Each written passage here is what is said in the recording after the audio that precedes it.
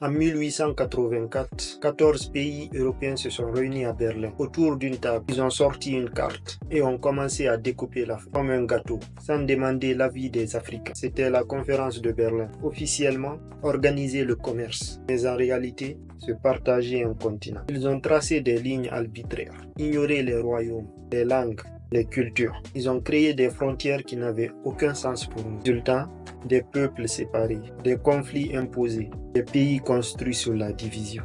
Ces frontières ne sont pas les nôtres. Elles n'ont pas été dessinées par des Africains. Elles ont été imposées pour mieux contrôler, divisées pour mieux régner, créer des rivalités artificielles, empêcher l'unité du continent. Mais aujourd'hui, on peut changer ça. Pas forcément en effaçant physiquement les frontières, mais en effaçant leur pouvoir dans nos esprits. Et si on arrêtait de se voir comme Ivoiriens, Maliens, Congolais, Sénégalais, et qu'on commençait à se voir comme Africains, pas pour nier nos cultures, mais pour les réconcilier dans un même destin. L'Afrique a été divisée à Berlin, mais l'Afrique peut se reconstruire à partir d'elle-même, à travers l'éducation, la collaboration économique, les projets interafricains, la jeunesse connectée. L'unité africaine, ce n'est pas un rêve, c'est une nécessité, parce qu'aucune puissance au monde ne pourra respecter un continent divisé, mais un peuple uni, conscient de son histoire, peut écrire sa propre version du futur.